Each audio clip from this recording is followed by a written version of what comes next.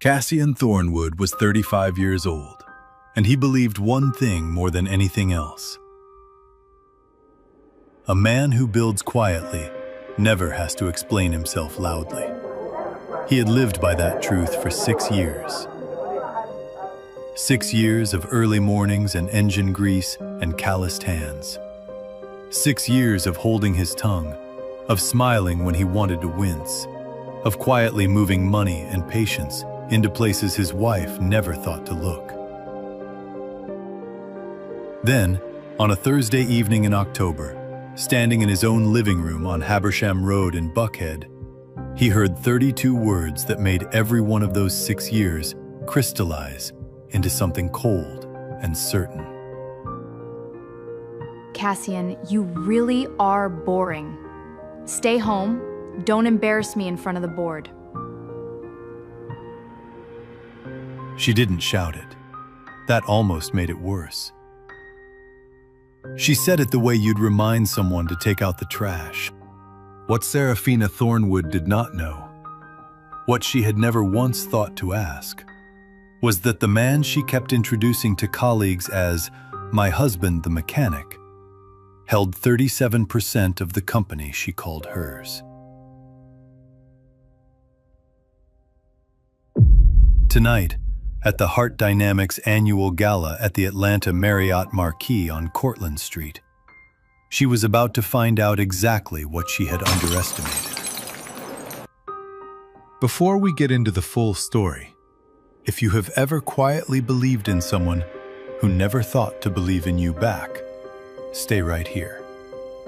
The first thing you noticed about Cassian Thornwood was his hands. Not his height, though he had plenty of it. Broad-shouldered, built the way men get built after a decade of real physical work. Not his face, though it was a good one, calm and patient, the kind that had already thought through whatever you were about to say. No, you noticed his hands first. The rough skin, the permanent shadow of engine oil along the creases of his knuckles that soap never quite reached. He wore those hands the way other men wear a resume. Psychologists call it attribute substitution, when the mind grabs the most visible surface-level trait and uses it as a shortcut for the entire person. The oil stains, the work uniform, the smell of labor. Fast, efficient, and almost always wrong in the ways that matter most. Serafina Thornwood had been running that shortcut for 3 years. It was a chilly Thursday, the 14th of October. Atlanta was doing what it does in early fall. Warm enough by day that you forget your jacket, cool enough by 6 that you remember why you should have brought it. The oaks along Habersham Road had gone amber. Somewhere down the block, a neighbor's dog was barking at nothing. Reliable as a clock nobody asked for. Cassian had been at Eldridge Auto Repair on Edgewood Avenue since 6 that morning. 14 hours. A transmission rebuild, 2 oil changes, a broken serpentine belt on a 2019 F150, a full brake job on a fleet van. He was tired the way working men get tired, deep in the shoulders, behind the eyes. But it was a clean tired. An honest tired. He pushed open the front door, set his keys on the hook, and smelled Chanel No. 5 before he saw anything. Then he saw everything. Serafina stood before the large gilt mirror, the one she'd selected herself from a boutique on Peachtree Road.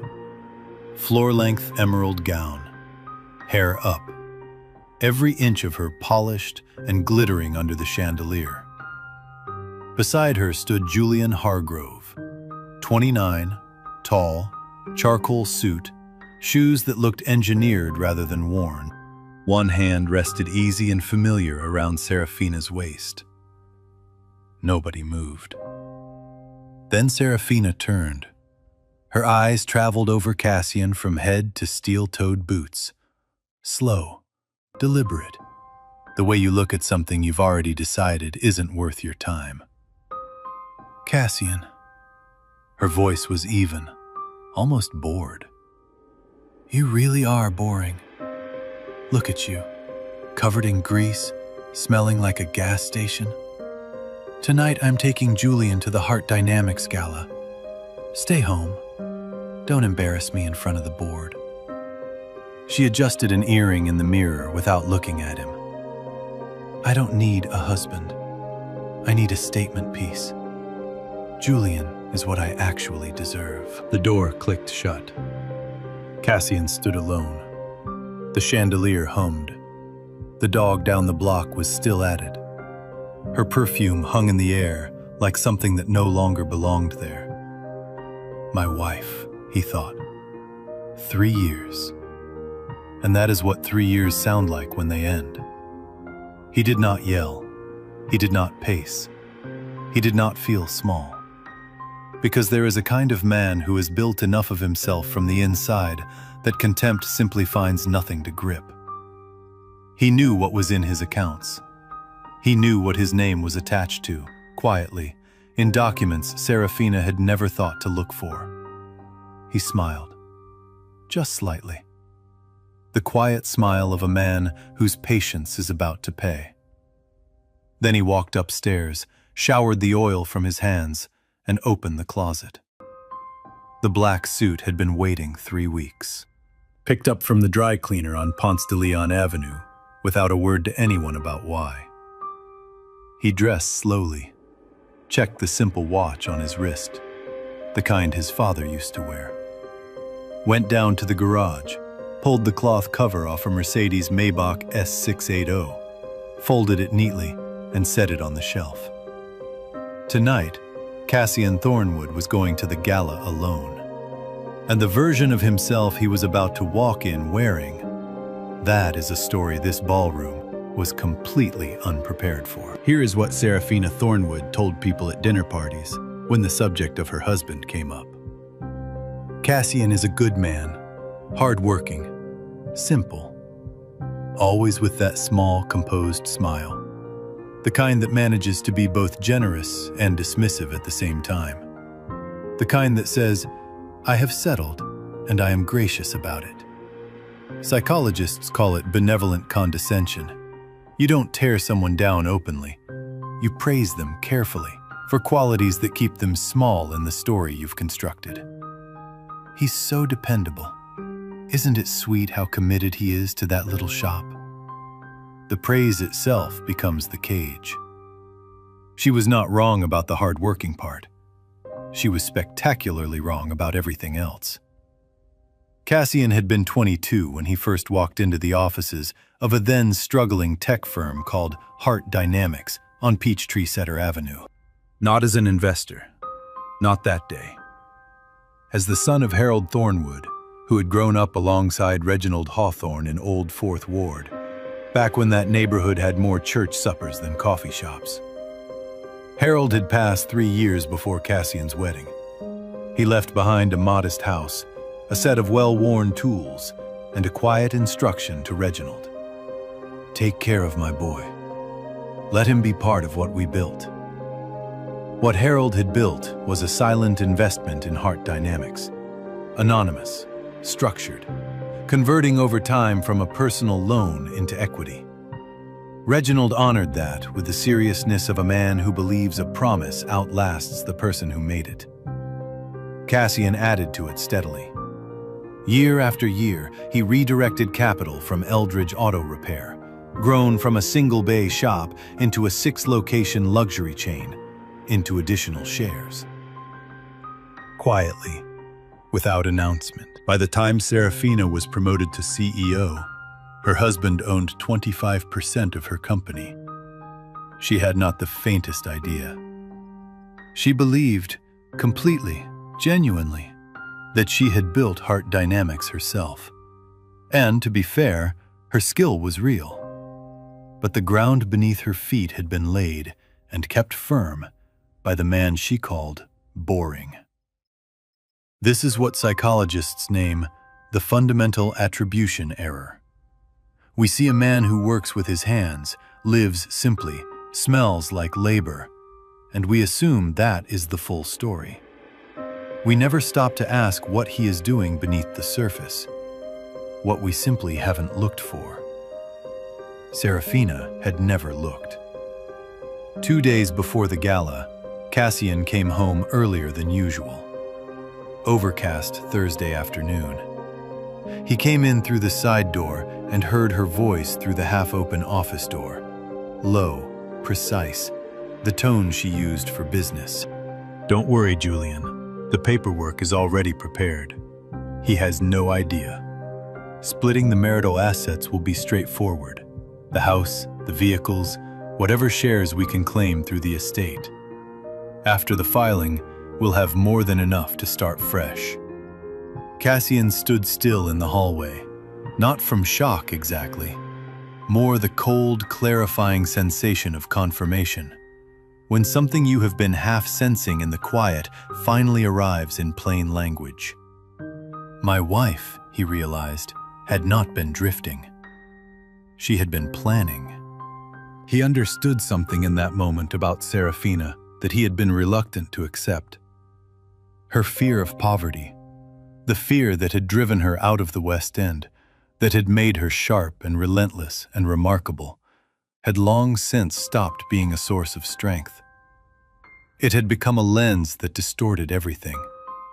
Psychologists call it scarcity mindset, a cognitive orientation that makes gratitude feel like complacency and turns the people who love you quietly into fixtures rather than gifts.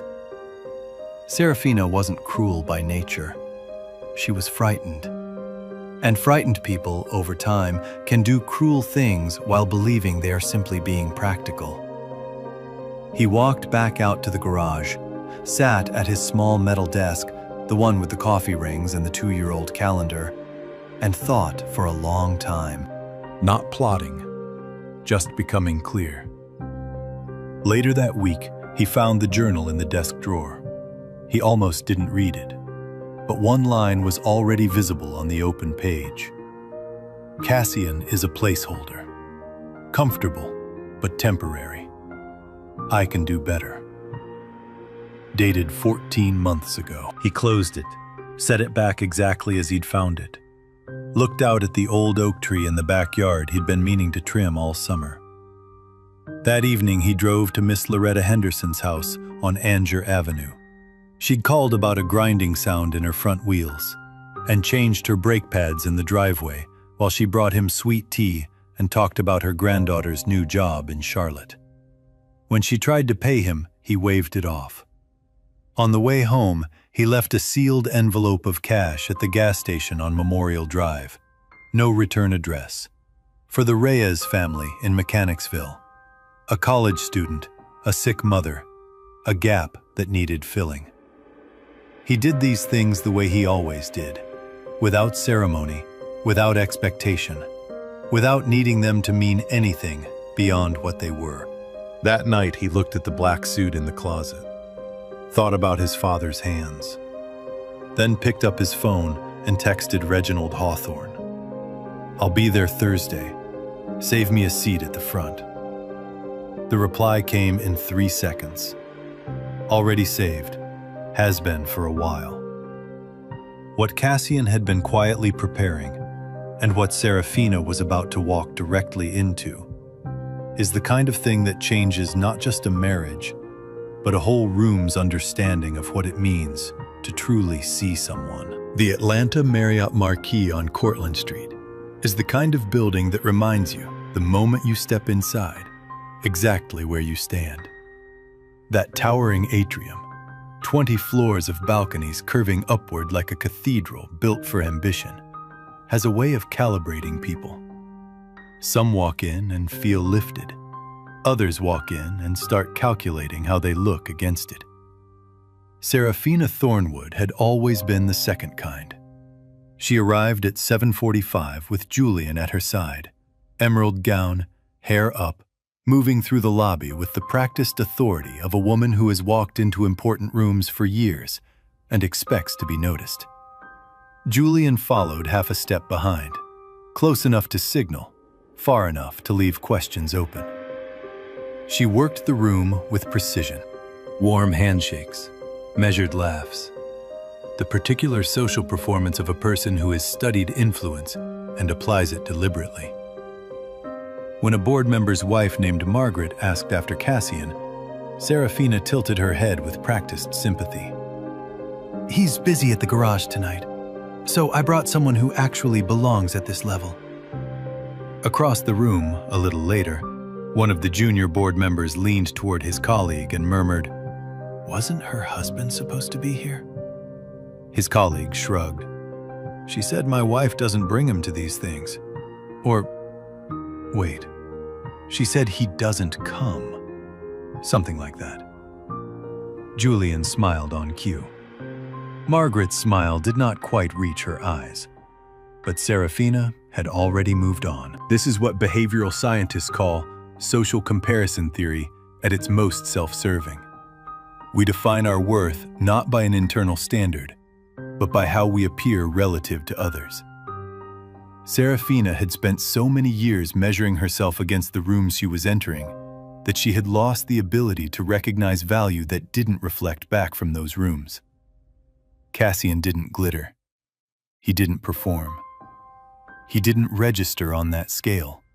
And so, to her calibrated eye, he registered as nothing.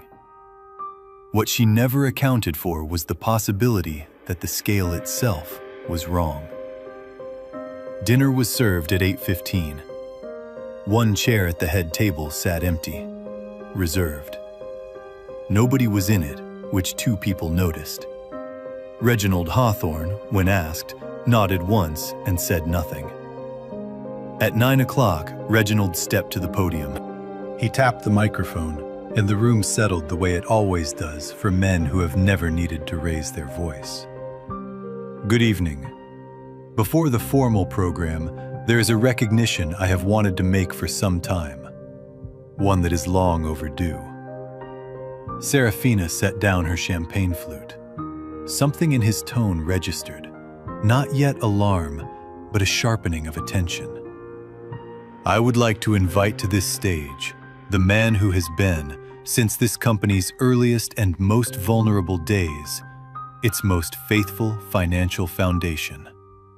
A man I have known since we were boys in Old Fourth Ward. A man of extraordinary patience and integrity." He looked up. "Cassian Thornwood, please come forward." The silence lasted 3 full seconds. Then, heads turned. And from the back of the ballroom, moving through the parted crowd with the unhurried calm of a man who has nowhere to rush, came a tall figure in a black suit. Serafina's hand went still on the stem of her champagne flute. Julian leaned toward her. "Is that—" "Don't," she said flatly. Cassian reached the stage.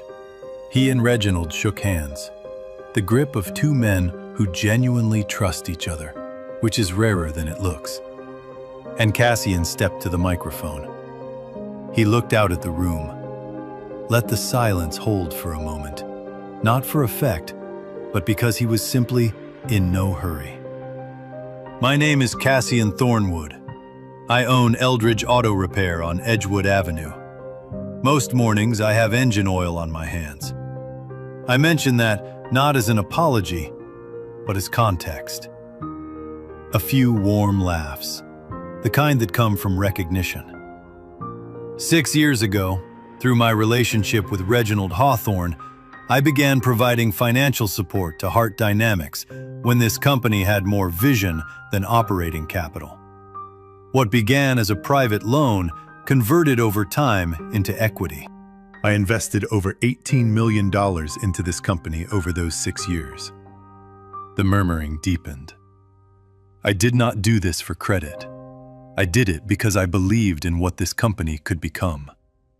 He looked, briefly and directly, at Serafina's table. "I am sharing this tonight because certain events have made continued anonymity no longer appropriate. As of this week, I have acquired an additional 12% of Heart Dynamics shares, bringing my total to 37%, making me the largest single shareholder of this company." The room did not erupt. It went still. And in that stillness, almost involuntarily, every person turned toward Serafina Thornwood. She did not move. The champagne flute was still in her hand, gripped so precisely the stem might have been welded to her fingers. What was happening to her in that moment has a name in psychology: cognitive dissonance collapse. The instant when the internal story a person has maintained becomes so violently incompatible with reality that the mind cannot hold both at once. For 3 years, her story had been, "I built this. He was background." That story had just been demolished, quietly and completely, in front of 40 tables. "I am also announcing tonight," Cassian continued, "the establishment of the Thornwood Legacy Fund, supporting Black youth in Sweet Auburn and Old Fourth Ward through scholarships, technical education, and mentorship. My father grew up in that neighborhood. He believed what you build should outlast you." He stepped back from the microphone. Applause began slowly and built, the kind that comes from genuine response rather than social reflex. Several people were standing before they seemed to have decided to. Reginald was smiling. The smile of a man who has been patient for a very long time and just watched patience vindicated in public. At her table, Serafina sat perfectly still while the world she had constructed reorganized itself around the truth. Julian leaned close, voice stripped of polish. "Serafina, did you know any of this?" She said nothing, because there was nothing to say. Cassian walked to the head table, the reserved chair beside Reginald where he had always belonged, and sat down. What he revealed next, about Julian, about the money, and about something he had quietly done for Serafina's own mother, is what brought several people in that room to tears. A particular kind of quiet had settled over the ballroom. Not true silence. Conversations had technically resumed. Waitstaff moved between tables. Someone near the back was delivering remarks about Q4 projections that nobody was following. But underneath all of it was a hush that hadn't been there an hour before. Everyone was still processing the same event, privately, behind the surface of ordinary behavior. Serafina sat straight, years of training keeping her composed. Julian had refilled his wine glass twice in 15 minutes, which was its own kind of signal. Across the room, Cassian sat at the head table, speaking in low, unhurried tones with Reginald. He was not looking at Serafina. Somehow that made things worse. Psychologists call it anticipated regret. Pain not from what has already happened, but from the sudden understanding of what you have already done and cannot undo. Serafina's plans, her paperwork, Julian's confident phone call, all of it still existed, now sitting inside a context that had completely changed shape around it. She was the CEO of a company in which her husband was the majority shareholder, and she had been planning to claim his assets in a divorce. She picked up her champagne flute, set it back down without drinking. At 9:45, Reginald returned to the podium. "I apologize for interrupting again, but there is a matter of corporate integrity the board has determined must be addressed publicly tonight." He nodded toward the AV station. The projection screen lit up. A financial document, detailed, tabular. 3 board members leaned forward simultaneously. 2 exchanged glances. Over the past 18 months, Heart Dynamics experienced significant irregularities in supplier contract payments routed through a procurement account in Midtown Atlanta.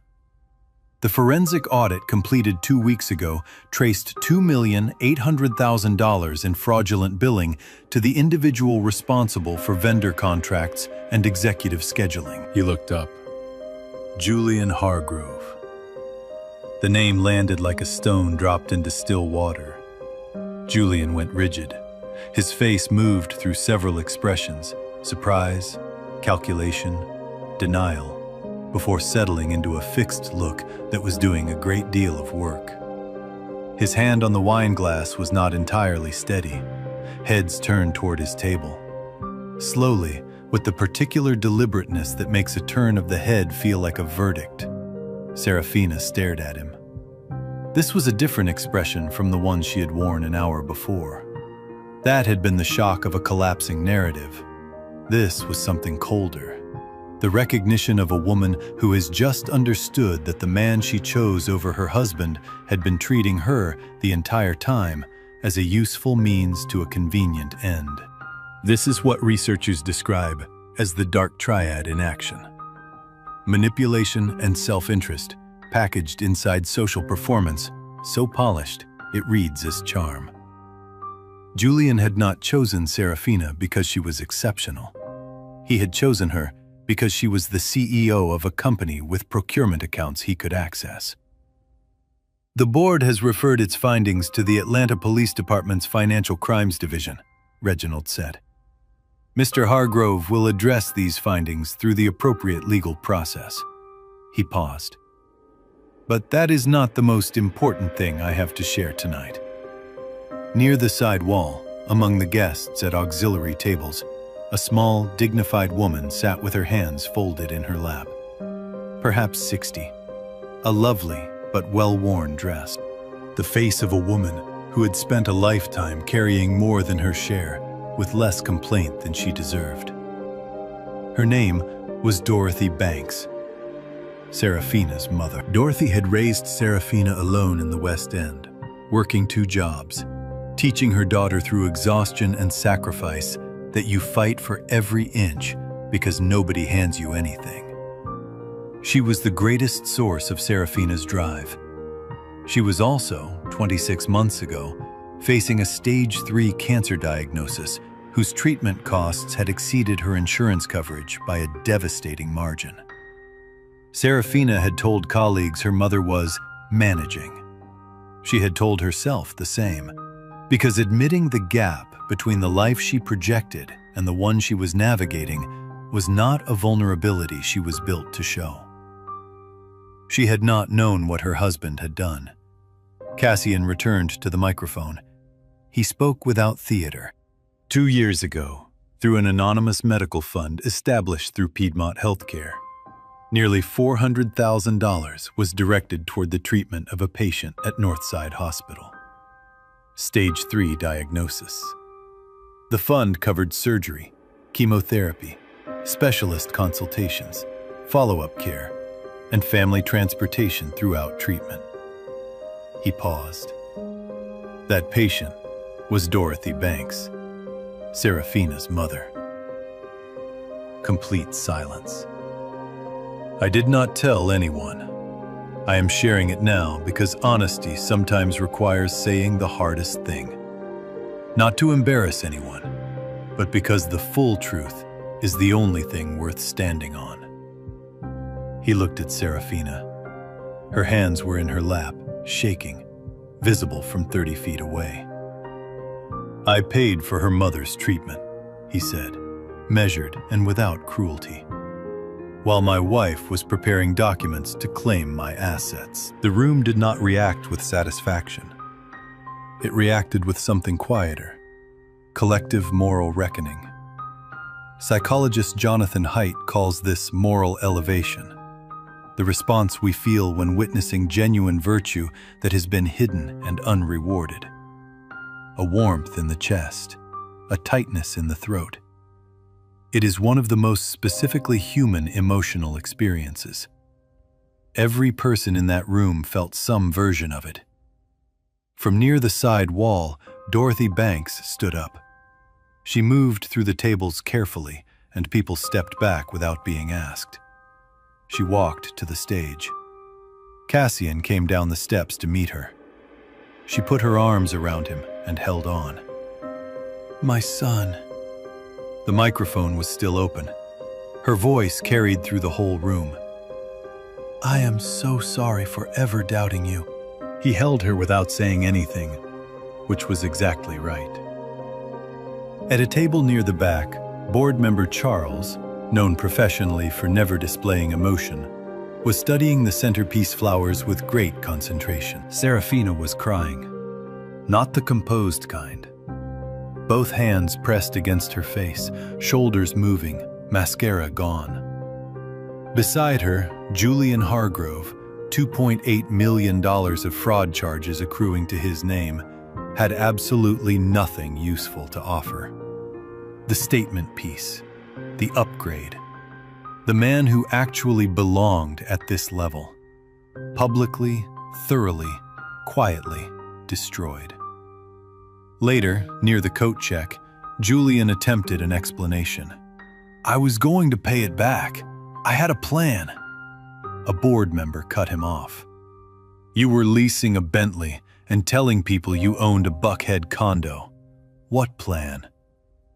Julian had no answer. Cassian found Serafina near the lobby.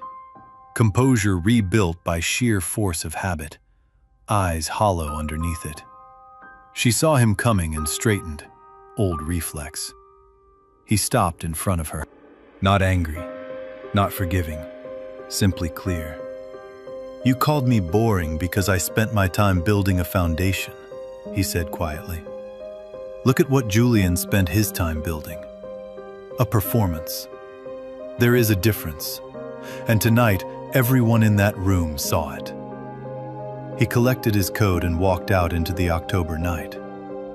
What came next, the quiet collapse of everything Serafina had built, and what Cassian chose to do about it, says everything about who he actually is. Consequences rarely arrive all at once. More often, they come the way winter comes to Atlanta. Gradual, gray. A slow lowering of temperature you don't fully register until you realize you haven't been warm in a while. The 3 months after the gala were like that. Julian Hargrove was terminated the morning after, by formal board letter delivered to the Buckhead condo he had introduced as his own for the better part of a year. His attorney advised cooperation with the financial crimes investigation, which Julian provided, in the nervous, over-explaining manner of a man who hopes transparency reduces a number that turned out to be much harder to reduce than he had expected. By early January, he was facing federal fraud charges and living in a one-bedroom apartment in Chamblee. The performance, it turned out, had been the entire substance, nothing underneath. This is precisely what researchers mean by constructed identity versus earned identity. A constructed identity is assembled from external signals: the car, the suit, the vocabulary of success. It photographs well, but it has no load-bearing structure. Remove the signals, and the whole thing deflates, because there was never anything inside to hold its shape. Julian had been living entirely inside a construction. And Serafina, whose own identity was built on the scaffolding of status and the urgent need to never be poor again, had looked at that construction and mistaken it for substance. Fear makes that mistake easy. When you are running from something, you run toward whatever looks most unlike what you left. Heart Dynamics was struggling. The procurement fraud had done more damage than the initial audit captured. 3 major vendor contracts collapsed within 6 weeks of Julian's termination. 2 institutional investors pulled back. By December, the CFO's report used the words liquidity crisis and immediate corrective action in the same paragraph. Serafina received her copy on a Tuesday morning and read it 3 times. The fraud had not been her doing, but it had happened inside her house, through a person she had let in, and boards of directors are not generally interested in that distinction. She knew what the company needed. She knew who had it. The divorce had been filed in November. Cassian had not contested the house, not fought over the vehicles. He moved, without ceremony, to a craftsman bungalow on McClendon Avenue in Candler Park. Wide porch, old trees, neighbors who wave. It suited him considerably better than the marble-floored Buckhead house had ever suited either of them. The emergency board meeting was held in early January. 12 people. One agenda item: immediate capital intervention. Cassian arrived alone. Same black suit, same quiet. He placed a proposal on the table. Structured, specific, covering the shortfall and providing clear runway for restructuring. Enough to save the company. Enough to protect the 437 people who worked there and had been entirely peripheral to every decision that brought them to this room. One condition. Serafina read it in the third paragraph and understood it before she finished the sentence. As a condition of this funding, the current CEO will voluntarily resign, to be announced in a full meeting of the board and company staff. Not quietly, not through a press release, in front of everyone. This distinction matters, and it is worth understanding. There is a real difference between punishment and consequence. Punishment is personal. It satisfies the person delivering it.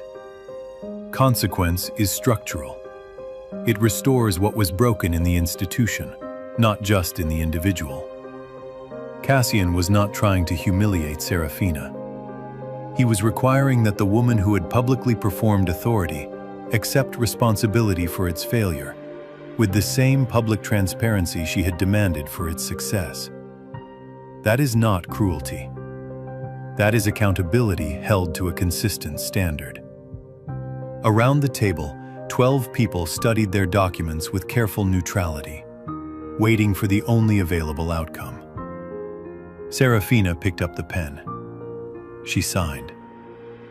The announcement was made 3 days later in the main atrium, full company attendance. Cassian sat in the back row. Serafina stood at the front in a gray suit. No gown, no armor. She read her prepared statement with a steady voice, which cost her something visible. And when she finished, the room held a moment of silence before offering the complicated applause of people who have witnessed something that required courage, even compelled courage. Cassian did not applaud. He sat with his hands in his lap and watched her with the expression of a man who takes no pleasure in another person's fall, even a fully earned one. Psychologists call this equanimity, neither vindictive nor passive, just clear and composed. It is one of the hardest emotional states to sustain. Most people, when wronged, want either revenge or reconciliation. Equanimity asks for neither. It asks only that things be what they are. Cassian had been practicing it most of his adult life. In the weeks that followed, Atlanta's business community quietly recalibrated. Certain invitations stopped coming. Certain conversations changed temperature when she entered a room. The connections she had spent 15 years building turned out to have been attached significantly to her position rather than her person. A discovery that most people who confuse the two eventually make, though rarely all at once. One afternoon in February, she drove to Edgewood Avenue, sat in her car outside Eldridge Auto Repair for a long time, then got out. Inside, Cassian was crouched beside an aging Honda Civic belonging to a teenager from Old Fourth Ward whose mother had mentioned, carefully, that money was tight. He was showing the boy how the brake components fit, talking him through it, letting him pass the tools. Serafina stepped onto the concrete floor, her heels, the smell of clean work around her. Cassian looked up. She didn't make a speech. She lowered herself to the oil-stained floor. Her coat touched the concrete, and she didn't reach to adjust it. And she said his name, and said she was sorry. And she meant it the way you can only mean something when every other version of the story has been exhausted. Cassian stood slowly. wiped his hands with the patient deliberateness of a man who does not rush, looked at her for a long moment. The good coat on the concrete, the face with nothing left in it. "You once told me I was filthy and unworthy to walk into that room," he said. Quiet. No anger. "Look at where we're both standing right now." She had no answer. There wasn't one. He handed her the clean rag, not as forgiveness, just as a practical gesture from a man who is kind even when he has no obligation to be. Then he turned back to the boy and the brake caliper and continued the lesson. What Cassian built next, the life, the work, the peace, is the part worth carrying with you. 1 year later. October had come back around to Atlanta the way it always does. Unhurried, warm-edged, the oaks along Edgewood Avenue going amber at the tips. The kind of afternoon that makes the city look like a painting someone hasn't quite finished yet. Cassian Thornwood was standing in the open bay of Eldridge Auto Repair, same as always, engine oil on his hands and a calm in his eyes that had not been there 12 months ago. The calm not of a man who had won something, but of a man who had found something. There is a difference, and it shows. He was working through a diagnostic with a 17-year-old named Marcus, loud, quick-minded, impatient in the specific way of smart young people who haven't yet discovered that patience is itself a form of intelligence. Marcus reminded Cassian of someone. He wasn't entirely sure who. "You're not just fixing the car," Cassian told him. "You're listening to what it's trying to tell you. That skill doesn't stay in the shop. You'll use it everywhere." Marcus looked unconvinced. "That feels like something off a motivational poster." "Motivational posters are usually right," Cassian said. "People just say that about them because they've never had to earn the lesson." Marcus thought about this. "Okay, that was a little better."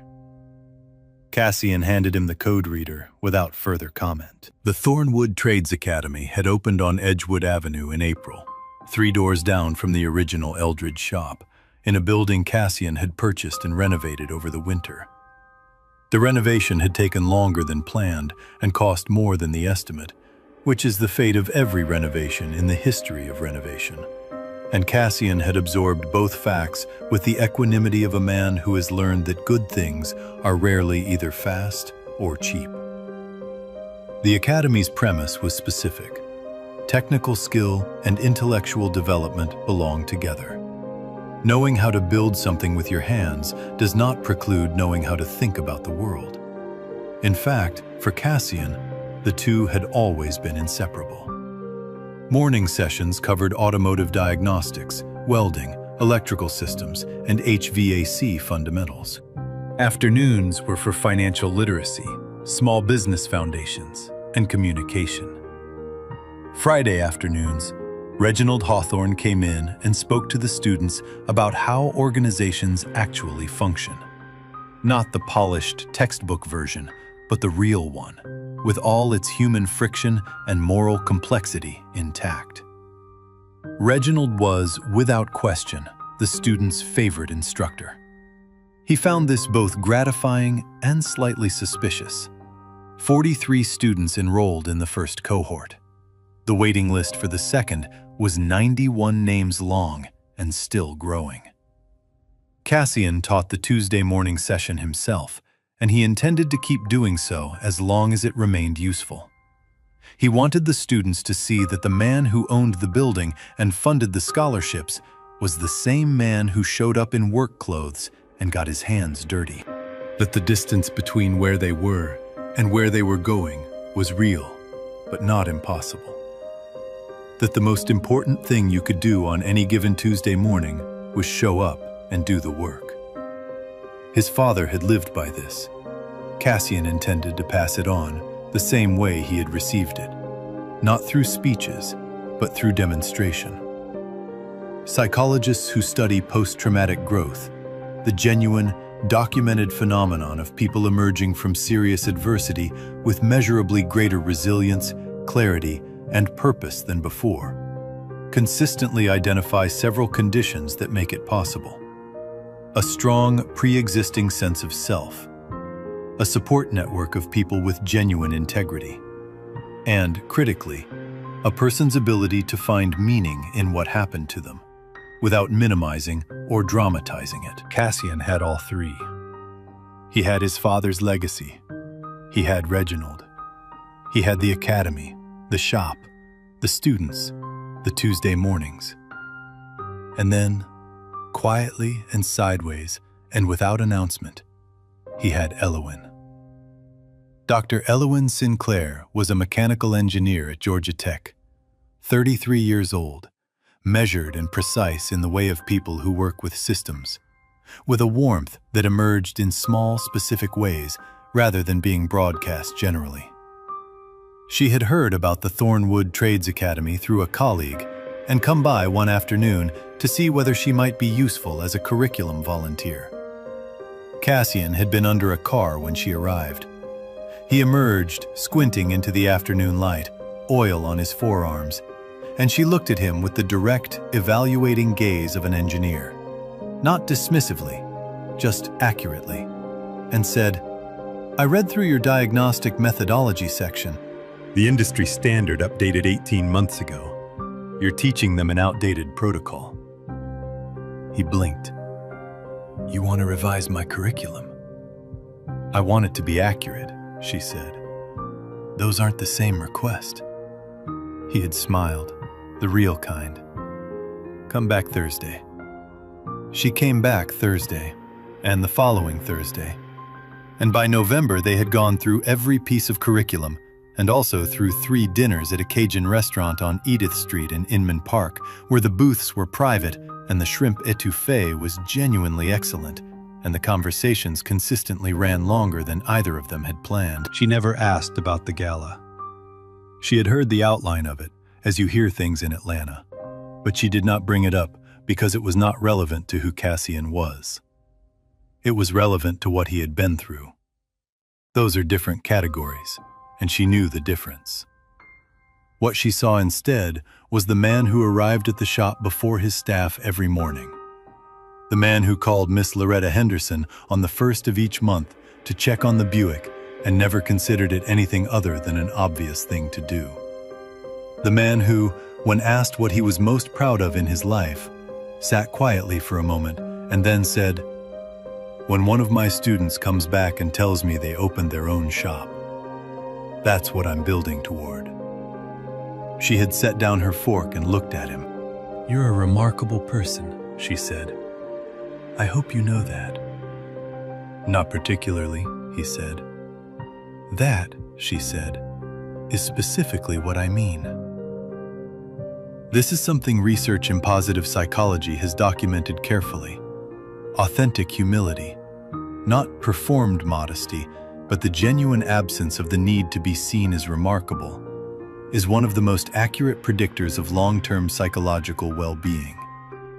People who don't need external validation in order to feel settled in themselves are simply and measurably happier. Not because their circumstances are better, but because their sense of self does not depend on circumstances. Cassian Thornwood had never needed to be seen as remarkable. He had needed to build something real, care for people genuinely, and go home at the end of the day with clean hands. Metaphorically speaking, since the oil was generally a permanent condition. That was enough. It had always been enough. Serafina Thornwood was rebuilding, not quickly and not without difficulty. Atlanta's business community had recalibrated around her absence, as communities do. Certain opportunities had closed. Certain relationships had revealed themselves to be primarily transactional. The fear of poverty that had driven her entire adult life was now sitting in a quieter room, still present, but no longer able to drown out everything else. She had begun working with a therapist in Midtown, which she had resisted for years on the grounds that she didn't need it, which is a reason that therapists hear quite frequently. She was learning, slowly and at significant personal cost, the difference between ambition and survival instinct, between choosing what you want and running from what you fear, between the appearance of strength and the actual practice of it. Whether she would fully get there was a story still being written, but she was, at least, finally writing it honestly. Dorothy Banks called Cassian every Sunday. She called him son every time, and she meant it more each week. He always answered. He always had time. On an October afternoon in Candler Park, Cassian Thornwood sat on the porch of the Craftsman bungalow on McClendon Avenue with Elowen beside him, a cup of coffee going pleasantly cool on the railing, the maple tree in the front yard at full amber, the neighborhood winding down toward evening. It was ordinary, deeply, quietly ordinary. The particular kind of ordinary that you only recognize as extraordinary when you have spent enough time without it. He thought about his father, about what it means to build something that lasts. Not the building itself, but the intention behind it. The decision to put your hands to something real and stay with it when it's hard, and keep going when nobody is watching. That decision, made quietly and consistently over years, is not dramatic. It does not make for good headlines. But it is, in the end, the only kind of building that holds. He thought about Marcus, who had come in frustrated last Tuesday and left calm. Because sometimes, the most useful thing in the world is a problem you can actually solve.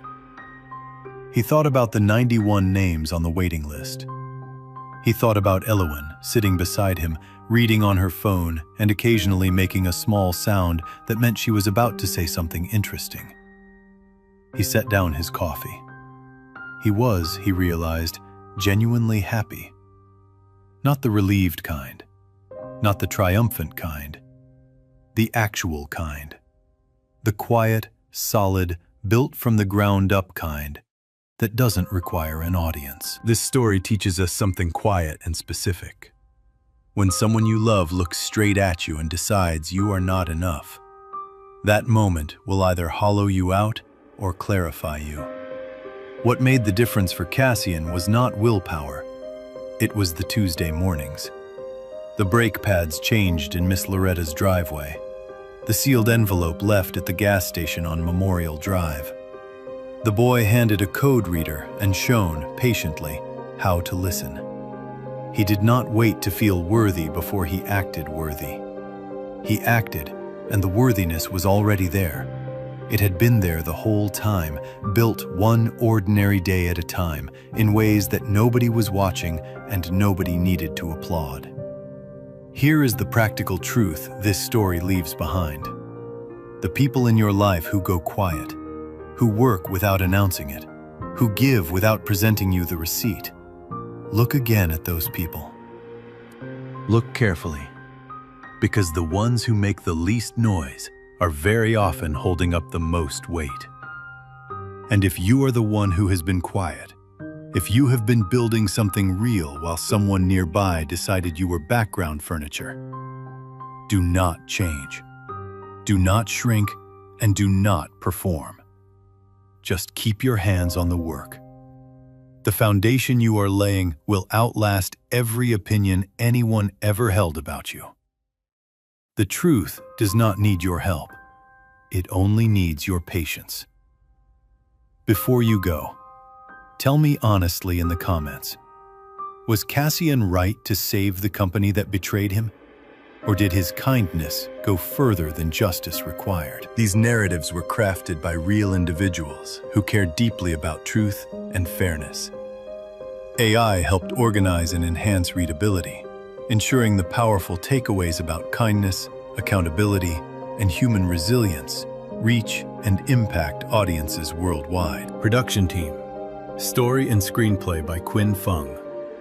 Character development and visual conceptualization by Chris Nguyen. Video scripting and scene adaptation by David Nguyen. A passionate team dedicated to bringing this story to life.